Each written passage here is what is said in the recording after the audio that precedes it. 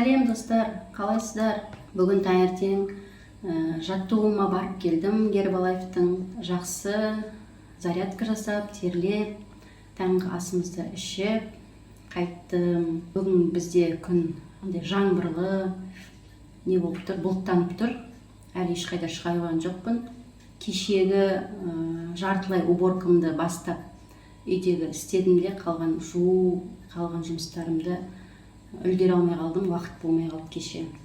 Андайымда кісілер келіп қалды үйге, сонымен қалып қойды. Бүгін бұйырса жалғастырамын. Қазір соның ортасында мен су ішіп отырған, қазіргі уақытым сағат 11. Мына литр жарым суды жалпы обедке дейін тауысуымыз керек. Сол бір стакан суға құйып, жайлап, ұрттап арасында ішіп отырмын ғой. Сол литр жарымды тауысуым керек обедке дейін. Ол сіңімді, до обеда ішкен суымыз сіңімді жақсы болады екен. Ішімізді тазалап, шлагымызды кетіріп, ісік сондайларды кетуге жақсы екен. Сол сіздерге де су ішуді кеңес беремін. Өздеріңіз суды қалай ішіп жатсыздар? Кейбіреулер айтады, суды ішеміз деп. Су ішіп жатырмық, мен деген күніне 3 литр су ішемін, бірдеңе деп айтады, бірақ ол суды қалай ішетін, уақытын, нормасын білмейді екен. Әркім өзінің весіне қарай суды ішеді екен. Мысалға, сіздің весіңіз 70 килограмм болса, соны 3-ке көбейтіп, 210, 2 литр 100 су ішуге керек екен. Жалпы. Сосын манағыдай жайлап уақытымен сөйтіп ішу керек. Обедке дейін литр жарым деп тауыссақ, мен обедтен кейін, обед ішіп алғаннан кейін, жарты сағаттан кейін қайтадан тағы бір литр суымды құйып алып, соны 5-ке дейін жайлап бітірем, ұрттап. Оның арасында перекус дегеніміз бар. Перекус дегеніміз енді обедке дейін қатты қарның ашып, обедте көп тамақ жеп қоймау үшін сағат 11-11-ден кете кішкене болмаса да бір алма болсын, бір фруктылардан, я болмаса кефир или бір жұмыртқа, творог болсын жеп алуымызға болады. Негізі жалпы жеу керек. Сосын обед ішеміз. Обедтен кейін жарты сағаттан кейін қайтадан суымыз басталады. Сосын 4-те тағы да бір перекус болады ужинға дейін. Ол жердегі перекустар тоже творог, манағыдай құстың несі кішкене бір кусок еті, или жұмыртқа, бір жұмыртқа. Жұмыртқаның тек қана ағын жейміз, белогын. Сарысы бізге пайдасы жоқ, жалпы арықтап жүрген адамдарға сарысын жеу нежелательно. Сол енді айтатын тағы да бір фруктыйды, мысалға бұрынғы кездері біз фруктыйды жедік, уақытын білген жоқпыз.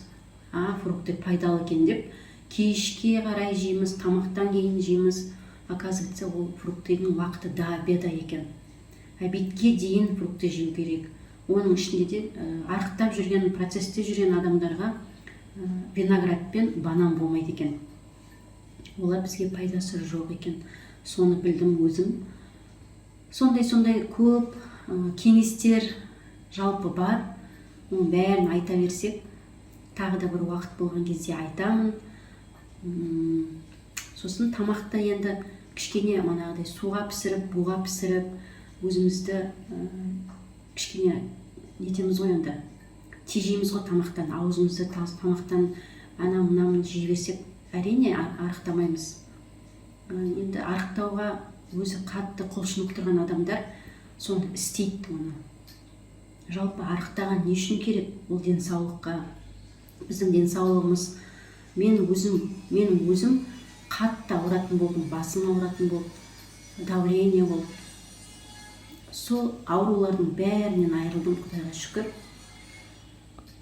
Сол себептен өзім осы денсаулықты күту үшін арықтауға бастадым. Сол денсаулықтың арқасында осындай жағдайға жеттім. 7 айдың ішінде 25 килограмм тастадым.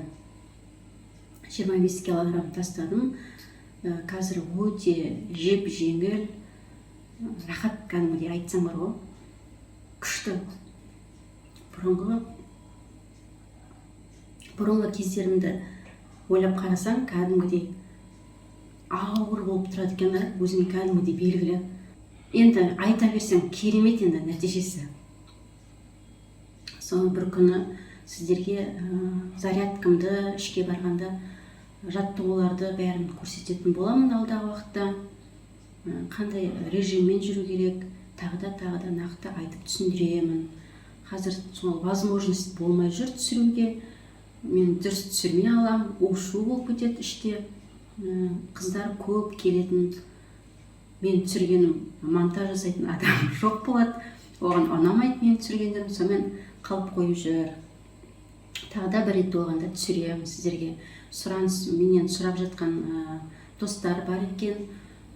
Арықтап жүргендегі фитнесіңді түсір, қайда клубқа барасың деп, солардың бәрін түсіретін боламын алдағы уақытта. Менімен бірге болыңыздар, комментарий жаза кетіңіздер. Сіздер қалай су ішіп жүрсіздер, қандай зарядка қолданасыңдар, қай жерлерге барып жүрсіздер жалпы.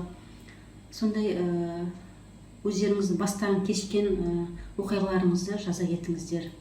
Қазір енді мен үйімді жалғастырамын. Бәрін жуып тазалап болдым. Тек қана менде үй жуу, сосын шаң сүртуға бәрін жинап қойдым. Сол менімен бірге болыңыздар. Маған тіркелуді ұмытып кетпеңіздер. Лайк басып, комментарий жаза кетіңіздер. Обязательно подписка жасаңыздар. Пока.